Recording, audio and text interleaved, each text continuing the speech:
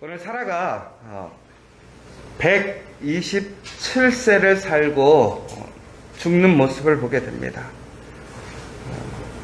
사라는 하나님의 은혜를 입어서 장수의 복을 누렸습니다. 그런데 오늘 사라가 살았던 그 127세를 보았을 때에 얼마나 행복하고 얼마나 기쁜 삶을 살았을까? 사라가 평생을 행복하게 살았을까? 한번 생각해 보시면 좋을 것 같아요. 사라에게 가장 기쁘고 행복했던 그 시간은 언제였을까요?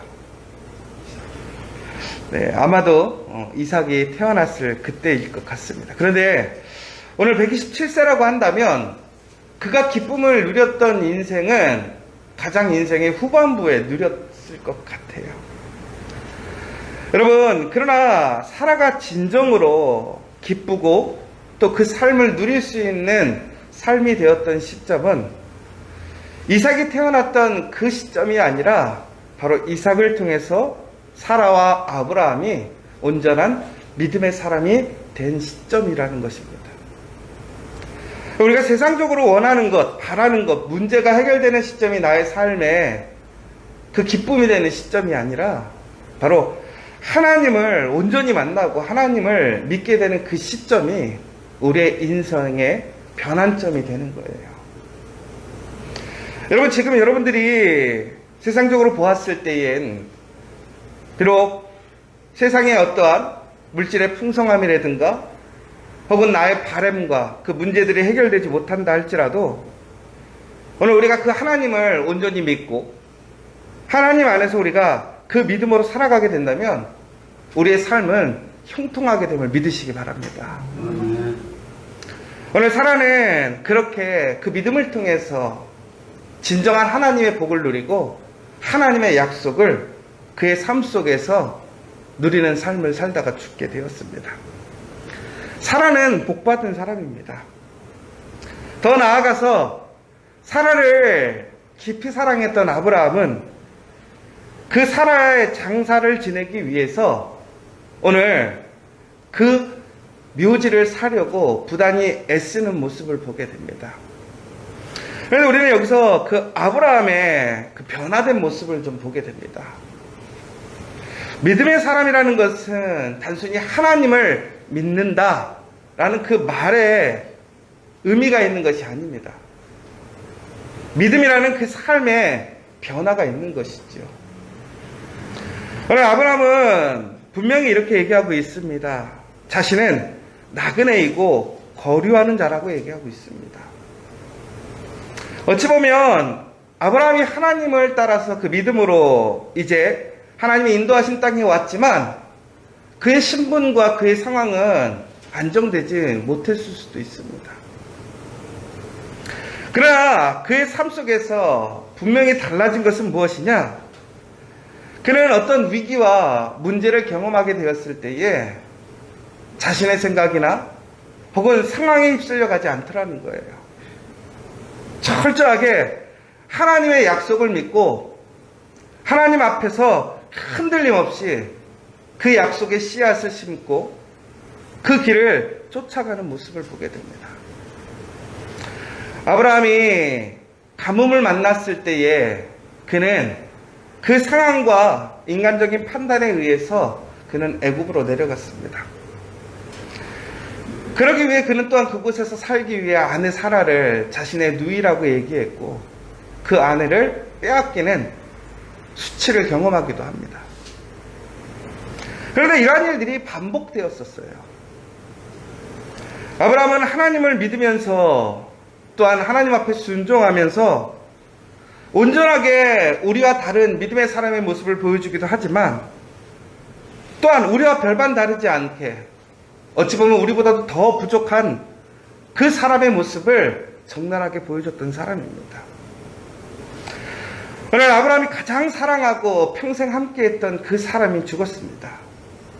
아마 가장 좋은 곳으로 또한 가장 아름답게 마무리를 해주고 싶을 것 같아요.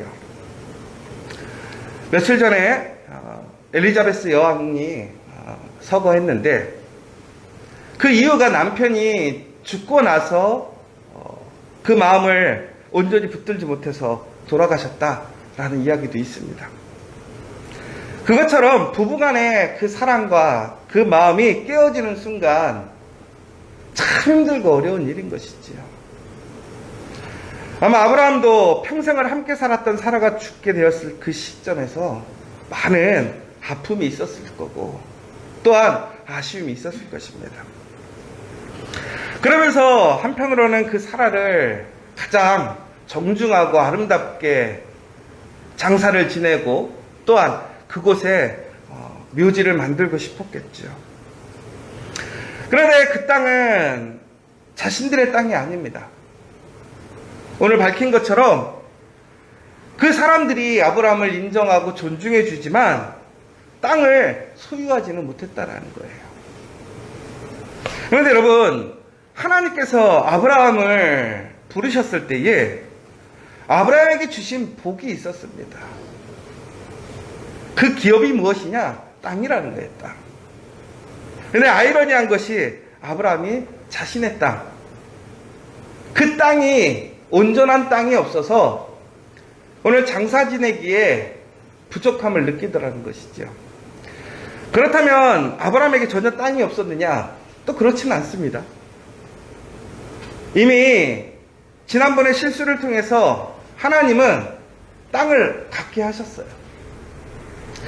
그런데 오늘 아브라함은 그냥 일반적인 땅이 아니라 하나님께서 그에게 약속하셨던 땅을 그 사라에게 주고 싶은 거예요. 그 사라를 그 땅에 안치시키고 싶은 것이지요. 그러니까 하나님의 많은 은혜와 복을 누렸지만 진짜 하나님의 그 복이 온전하게 성취되지 못하고 있는 시점이라는 거예요. 그러면 우리는 그 상황에서 내가 지금까지 무엇을 하고 살았는지 또한 여러 가지 회의와 혹은 내 마음의 그런 바램과 서두름을 통해서 인간적인 방법을 사용할 수도 있을 거예요. 그런데 오늘 아브라함은요, 그전의 모습과는 전혀 다른 모습을 보여주고 있습니다. 철저하게 자신을 낮추고 겸손하게 이야기합니다. 그리고 누군가에게 공짜를 원하거나 편법을 원하는 것이 아니라 정당하게 올바른 방법을 통해서 땅을 구하기를 원합니다. 여러분, 분명히 우리가 하나님 앞에서 기도하고 우리가 또한 하나님의 약속을 받았을 때에 우리는 그것을 강력하게 주장할 수가 있습니다.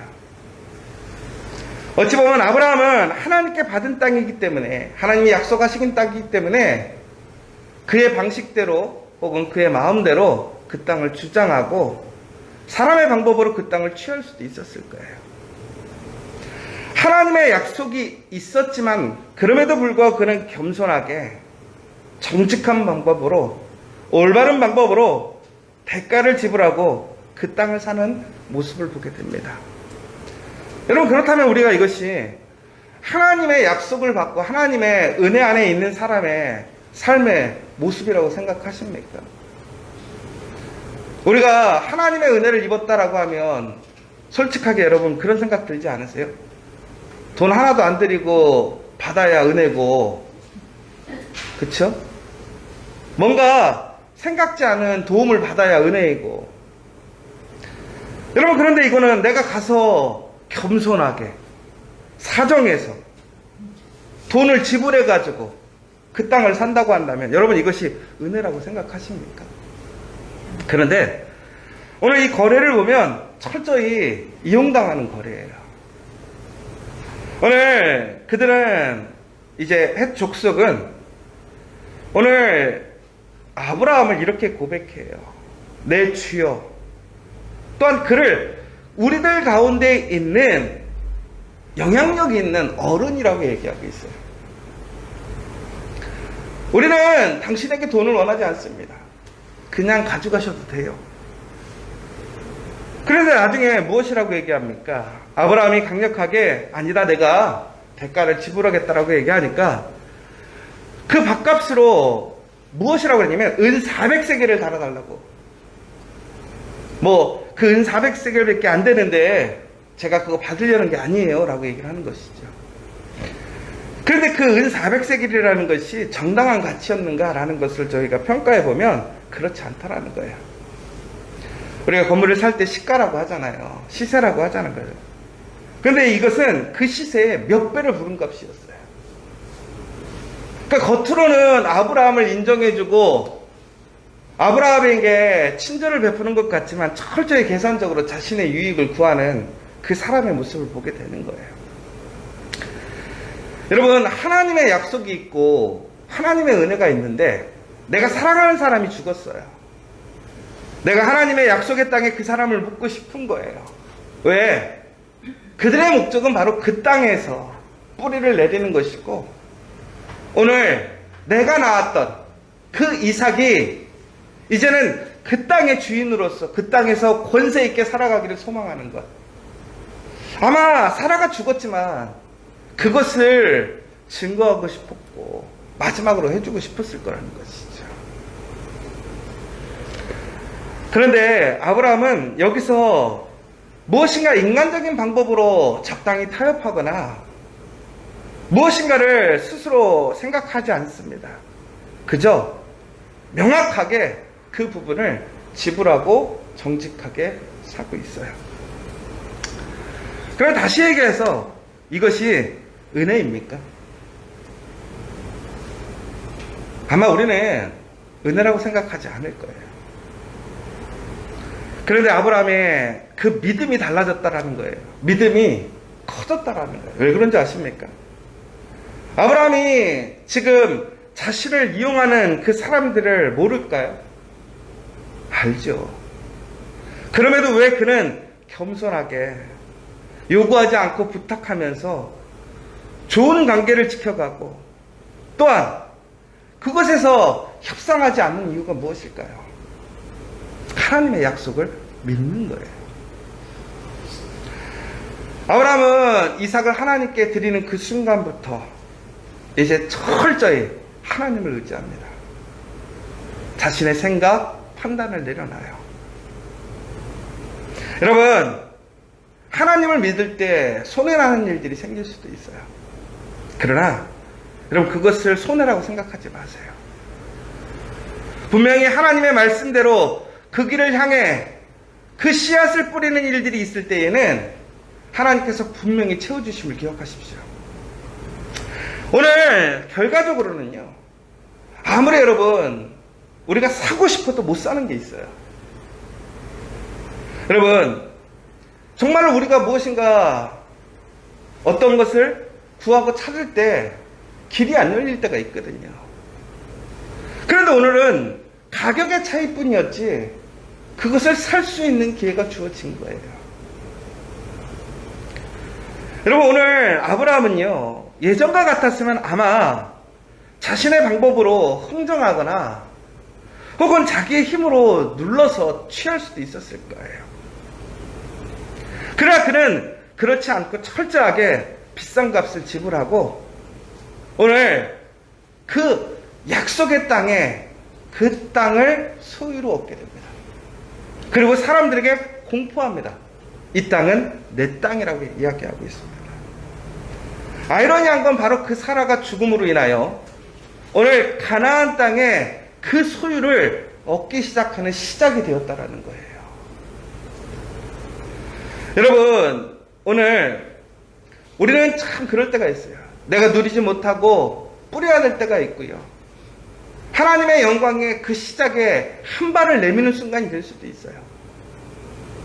그런데 아브라함은요, 그 시작에 씨앗을 뿌리는데 끝까지 그 인생이 마감하는 날까지 그 시작에 씨앗을 뿌리고 죽었더라는 거예요.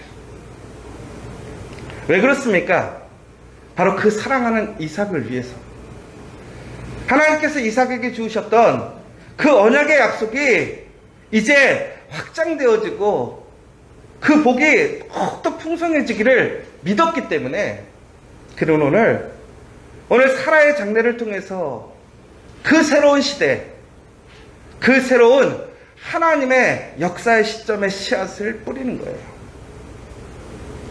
그러므로 여러분, 오늘 우리가 내가 원하는 하나님께 응답받았던 그 일들을 온전히 성취하지 못한다 할지라도 우리가 씨앗을 뿌릴 수 있는 기회가 온다면 여러분 그것을 손해나 억울함으로 생각하지 마시고 하나님의 약속 안에서 믿음 안에서 그 씨앗을 뿌리는 일을 멈추시지 말기 바랍니다. 왜냐하면 우리가 그 믿음 안에서 하나님의 약속 안에서 씨앗을 뿌리는 일들은 분명히 열매를 맺게 됩니다. 여러분, 우리는 약속 안에서 하나님의 분명한 그러한 일들의 씨앗을 뿌리기를 소망합니다. 우리 코피아 교회도 마찬가지입니다. 많은 일들이 있고 또 우리에게 유익이 되는 일들이 있고 또한 지금 편한 일들이 있습니다.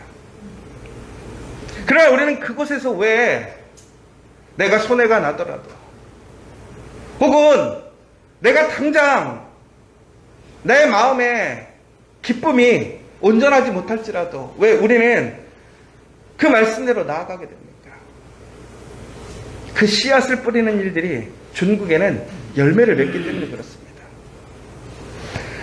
여러분, 분명히 하나님은 추수할 때가 되어 그 추수할 일꾼이 부족할 때가 온다고 했고 지금이 바로 그때입니다. 그런데 여러분, 씨를 뿌리지 않으면 결코 열매를 얻지 못합니다. 오늘 우리가 해야 할 일이 무엇일까요? 믿음으로 씨앗을 뿌리는 일을 멈추지 말아야 돼요. 여러분, 오늘 우리에게 그 씨앗 뿌릴 수 있는 기회가 온다면 담대하게 씨앗을 뿌리는 우리가 되길 소망합니다.